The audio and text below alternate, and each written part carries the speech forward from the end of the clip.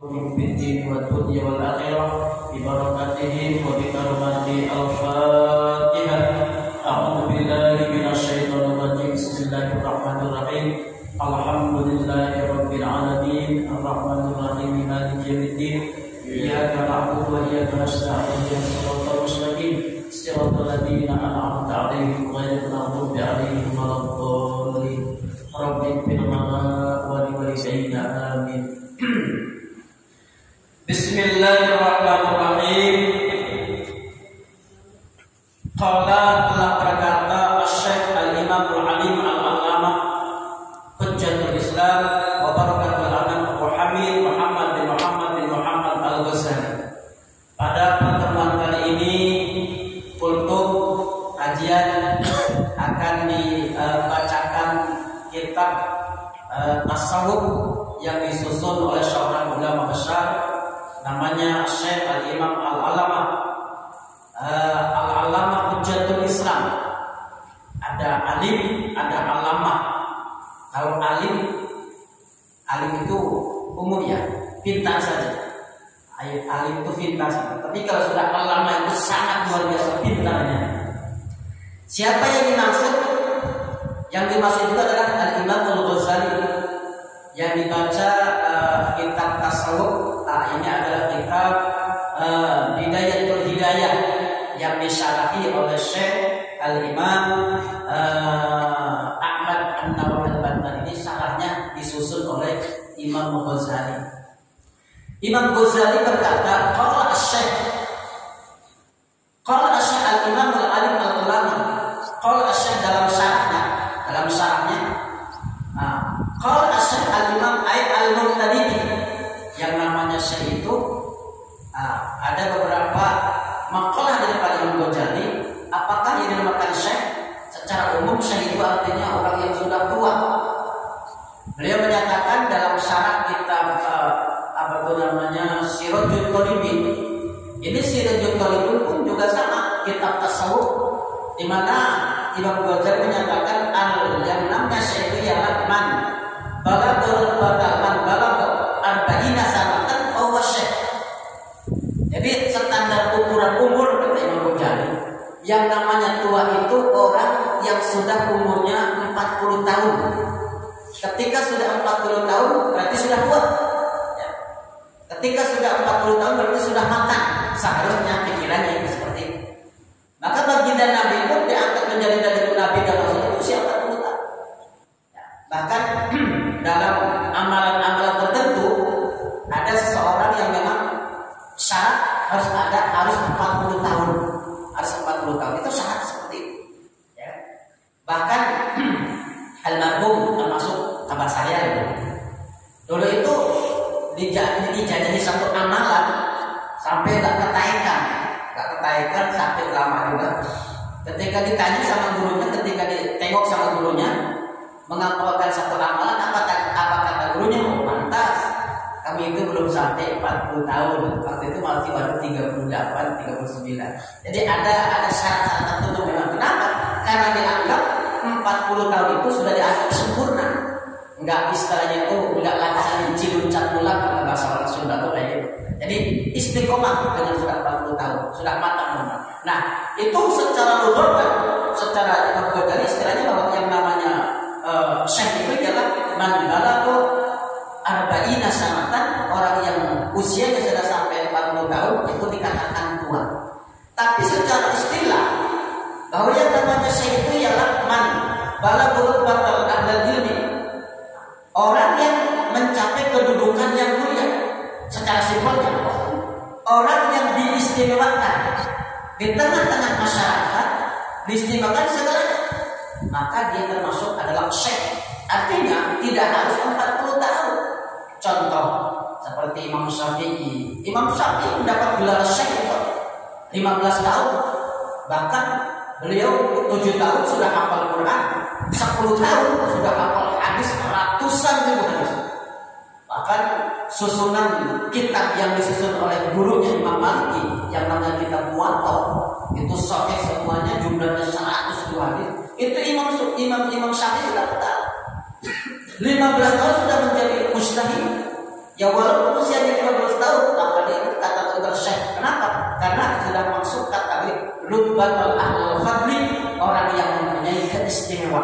Itulah yang disebut manusia.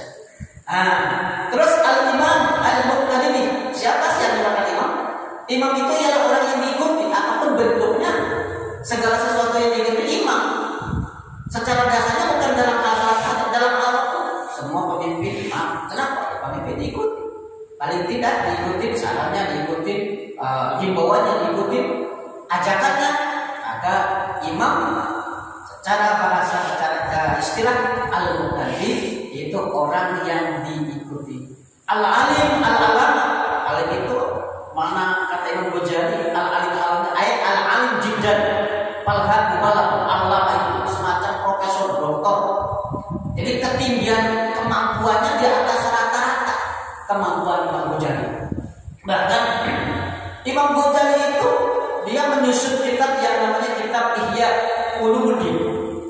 Dia itu menyusun kitab itu bukan dari semua bahasa kita, bukan dari guru, dari hasil dari sebuah perjalanan spiritual, perjalanan hidupnya, riadohnya namanya. Itu Imam Ghazali saking hebatnya Imam Ghazali. Dari sebelumnya Imam Ghazali itu sebelum menjadi orang yang benar-benar tasawuf ya di bidang itu, namun sudah ahli hadis. Imam Ghazali saya tahu lebih daripada ratusan ribu hadis. Sehingga dalam perjalanannya menyusun kitab apa itu namanya Ihya Ulumuddin itu memang di atas rata-rata. Artinya hadis-hadis itu belum pernah ditemukan. Yang hanya ditemukan oleh Al-Imam Al-Ghazali saking sangat-sangat luar biasa kecerdasan daripada otaknya, pikiran daripada Imam Ghazali. Jadi Ghazali Islam sebagai dalilnya umat Islam. Ya kan? Ulama itu kan pertama ada ulama ahli hadis, ada ulama ahli fikih, ada ulama ahli balaghah, ada ulama ahli tasawuf, ada ulama ahli sharh, ada ulama ahli tafsir, ada ulama ahli apa itu namanya. Ini yang namanya Imam Ghazali. Kehebatan Imam Ghazali bisa dikategorikan hampir semua hampir semua judul ilmu itu ada tempatnya Imam Ghazali. Kan Imam Syafi'i terkenal dengan, ketika Imam Syafi'i terkenal dengan fikihnya, itu bukan berarti nggak ahli hadis. Bahkan sebenarnya karakter daripada Imam Ghazali itu ahli hadis. Luar biasa kecerdasan di bidang hadis. Tapi kata gurunya, kamu harus di bidang fikihnya. Padahal yang namanya hadis itu luar biasa. Apa namanya Imam Syafi'i. Tapi kata gurunya, kamu harus di bidang fikih. Maka berjalan dengan fikih. Maka Imam Syafi'i tapi terkenal dengan fikih. Ketika terkenal dengan fikihnya, itu bukan berarti nggak ahli balaghah. Ya kan? Dan semua mustahil segala adalah ahli. Karena orang kalau menjadi seorang mustahil, syarat menjadi seorang mustahil bukan sekedar pemahaman Quran. Kalau sudah paham ya pasti sudah hafal. Bukan sekedar pemahaman hadis, asbabul wurud, asbabul nuzul, bukan hanya paham itu. Akan tetapi di mana-mana paham Al-Quran berarti paham di dalamnya asbabul nuzulnya, hafal. Artinya sebab-sebab turun Quran bukan hanya itu saja, akan tetapi paham bahasa Quran, bahasa balaghah Quran, bahasa kalimat Quran. Makna paham Quran itu berarti paham segala macam isi kandungan di dalam Al-Quran. Itu baru Al-Quran. Belum lagi ilmu hadisnya juga dipahami. Begitu paham, di luar biasa. Belum lagi bahasa Qurannya, bahasa hadisnya. Ini ada bahasa balaghahnya, ini ada bahasa biyanaya, ini ada bahasa tasbihnya. Jadi yang namanya untuk seorang mustahil itu memang segala-galanya. Nah, artinya seorang menjadi mustahil harus ilmunya benar-benar dikuasai. Sisi lain tidak sebatas ilmu, akan tetapi yang gak kalah pentingnya itu adalah akhlak, di mana akhlak itu adalah buah daripada ilmu seseorang. Jadi bukan hanya sebatas itu, akhlaknya juga. Jangankan yang namanya seorang yang sudah alim, kelas-kelasnya mustahil, kelas mustahil, orang kelas ulama-ulama Indonesia saja. Jangan kita bicarakan yang sudah memang kelas tertinggi, kelas guru-guru, kelas ulama-ulama di Indonesia saja, semacam Fadilul Syekh Hasyim Asy'ari, semacam Fadilul Syekh Haji Ahmad Dahlan, semacam Fadilul Syekh Haji Tubagus Ahmad Bakri itu orang-orang Indonesia sekelas mereka saja yang kata gurunya bukan mustahil, akhlaknya itu gak pernah nampak yang sunnah. Jadi kelakuannya akhlaknya itu kalau tidak wajib ya sunnah, kalau tidak sunnah ya wajib. Kesehariannya seperti itu. Makanya apalagi mereka. Maka ketika seseorang, sebagian kelompok yang tidak percaya dengan ulama, itu sangat keliru. Yang memang ulama itu tidak dimaksud, akan tetapi mereka pilihan daripada Allah Subhanahu wa taala. Dan ada sebagian perlu kita sama ulama, langsung aja sama Quran sama hadis. Sangat keliru kan gitu kan. Justru kita paham Quran, kita paham hadis itu karena dari tafsiran ulama. Dan mengikuti ulama itu juga perintah Al-Quran. Fas'alu ahla dzikri in kuntum la ta'lamun. Itu kan Quran yang menyampaikan. Fas'alu ahla dzikri ay al-ulama.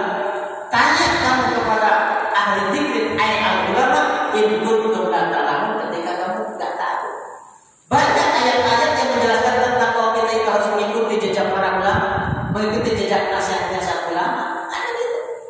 Maka sering saya sampaikan, kalau istilahnya kita mengikuti konsep Quran hanya sebatas sahabat saja, kita tak mungkin bisa baca Quran. Adanya Quran itu adanya waqaf, adanya titik ba, ada titik ta, ada titik sya, ada titik dot, ada titik. Itu kan bukan istilahnya itu yang dibikin bukan para sahabat. Yang membikin sahabat tapi adanya waqaf, adanya tajwid, adanya ikhfa, adanya idgham, adanya guna, adanya titik, adanya baris, adanya harokat. Misalnya bismillah harokatnya ada fathah, ada dhamma, ada waw, ada mati, ada sukun. Itu yang bikin bukan nabi, yang bikin bukan sahabat. Siapa yang bikin? Itu yang bikin ulama. Kan begitu. Artinya kalau kita nggak begitu jejak ulama, kita jangan pakai kaki.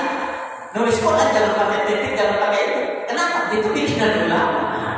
Maka ketika ada seorang punya paham gak perlu dengan ikut ulama, itu sangat tersesat sekali. Kenapa? Karena saat ini kita tetap ikut para ulama. Nah, ini termasuk Imam Ghazali. Imam Ghazali di bidang tasawuf yang terkenal. Apa sih tasawuf? Tasawuf itu akhlakul qalbi, akhlak hati yang meluruskan hati. Yang meluruskan hati, kita sholat, kita zakat, ini yang meluruskan hati. Supaya semata-mata kelakuan kita, semata-mata perbuatan kita yang dituju adalah Allah Subhanahu wa taala. Tidak ada yang lain. Menjadi seorang yang dermawan, menjadi seorang yang alim, menjadi seorang yang pekerja, segala aktivitasnya itu yang dicari semata-mata adalah keriduan daripada Allah Subhanahu wa taala. Tidak ada yang lain. Di mana tasawuf itu tidak sebatas mengajarkan tujuan kepada Sang Pencipta, akan tetapi dengan sesama, membersihkan hati dari sifat iri, dari sifat dengki. Nah, selama ini kan kita, kalau kita dikasih amalan baca Quran, mungkin kita bisa semua. Sebulan untuk ampun, sebulan kalau kita kasih amalan baca salat semalam 1000 bisa ya. Akan tetapi ketika kita dikasih amalan untuk hati bersih, contoh, jangan punya pikiran jelek saja sama orang sebulan sudah matang. Makanya kata Ki Haji Maimun itu ya, di antara riyadhah itu apa? Tirakat kata orang Jawa. Tirakat yang paling sempurna tingkatannya bukan dia puasa kuat, ya kan? Gua minum per bulan kuat bukan. Tapi tirakat yang utama itu yang satu, hatinya bersih dari iri, dari dengki, dari hasud, dari sombong. Itu yang paling susah. Kalau puasa kayaknya bisa semua. Tapi kalau hati ini nggak terlalu membutuhnya, mendekatkan diri kepada Allah lebih tingkat, itu yang paling susah. Dan yang paling susah itu sifat iri dan dengki, sombong. Artinya dengan sebuah harapan nanti di dalam kitab Bidayah ke Bidayah ini banyak nasihat-nasihat. Ini juga dijelaskan tentang masalah mukadimahnya. Hati-hati wahai orang yang bersungguh-sungguh di dalam mencari ilmu. Kamu jangan cari yang lain semata-mata karena Allah. Karena kalau kamu bersungguh-sungguh mencari ilmu, apapun yang kamu lakukan nanti tujuannya supaya memperbanyak dunia, supaya itu semuanya itu akan membuat mencelakaimu. Dalam mencari ilmu itu Agama itu dalam mencari ilmu saja diteliti. Kamu kalau cari ilmu, siapa gurunya? Kamu kalau cari ilmu, ilmunya apa yang kamu cari? Ini benar atau tidak? Wah, saya bukan santri, paling tidak ke anak-anakmu. Kamu itu paling tidak nasihat itu juga kepada anak-anak kita. Tujuan mencari ilmu apa? Mencari ilmu. Kebersihan di dalam mencari ilmu itu agama menjelaskan. Makanya saya sering kalau teleponan sama anak-anak di kampung, di pondok dan boy. Kamu itu kalau di pondok harus istilahnya itu hati-hati jadi santri. Jangan makan sesuatu yang belum jelas halalnya. Jangan ngambil sesuatu yang belum jelas halalnya. Mentang-mentang istilah itu kita santri bawa saudara seperti itu jangan. Bahkan kata ulama, ciri-ciri ulama ketika seseorang nyantrinya jorok, maka kalau alim pun, kalau pintar pun nanti jorok. Jorok walaupun jadi ulama. Jadi santrinya jorok. Kadang-kadang saudara yang memang sudah biasa menjadi santri, aku dulu kayak gitu, kadang-kadang. Asal jangan menjadi berbelit-belitan. Kadang-kadang keluar saudara siapa jadi pakai. Kadang-kadang apa? Segala macam jorok. Nanti kalau jadi ulama pun jorok. Apa joroknya? Pertama, selalu merugikan orang. Ya, iya kan? Korupsi, demi mengumpulkan, kan banyak semacam-macam itu. Itu semua tanda dulunya berarti jorok. Nah, dia nggak bersih. Tapi mereka kalau bersih, maka kesananya akan bersih. Air yang bersih akan melahirkan kebersihan. Tapi kalau air yang kotor, kesananya juga akan melahirkan kotoran. Maka paling tidak kita pelajari ilmu tasawuf ini, ilmu akhlak ini, paling tidak kedepannya kita bisa memberikan, kita bisa mewarisi kepada anak-anak kita agar kita tujuan hidup kita terutama ilmu, yang dimana ilmu itu merupakan segala-galanya. Orang bisa yang mengantarkan kita itu adalah sebuah kemampuan yang dimiliki oleh kita. Ini insya Allah ke depan akan dibaca kitab tasawuf. Tujuan utamanya supaya apa? Supaya kita lebih berakhlak lagi, berakhlak dengan Allah, juga berakhlak dengan manusia. Salah satu daripada tobatnya Nabi Adam diterima oleh Allah Subhanahu wa taala ialah satu, dia berbuat dosa dengan dibantu dengan dorongan iblis, dorongan istrinya, akan tetapi Nabi Adam tidak pernah menyalahkan mereka. Nabi Adam menyalahkan diri sendiri. Sebuah kesalahan yang disadari oleh dirinya sendiri itu adalah merupakan bentuk daripada akhlak yang dicintai oleh Allah Subhanahu wa taala. Sebagai mukadimah yang bisa sampaikan, mudah-mudahan ke depannya kita selalu bisa mengikuti kegiatan pengajian. Insyaallah pengajian ini ada kegiatan, ada 3 hari. Pertama Rabu subuh, Jumat, kemudian satu lagi hari apa ya lupa ya? Hari Ahad. Hari Ahad. Ini apa saja biasa. Pertama kalau hari Rabu tasawuf, nanti hari Jumat bisa tafsir, hari Minggu bisa fikih. Artinya apa? Semuanya kita kaji. Apa tujuannya? Selain menambah wawasan, menambah ilmu, harapannya kita akan mengetahui sesuatu yang belum tahu, kita akan meyakini sesuatu yang sudah kita ketahui. Terima kasih. Assalamualaikum warahmatullahi wabarakatuh.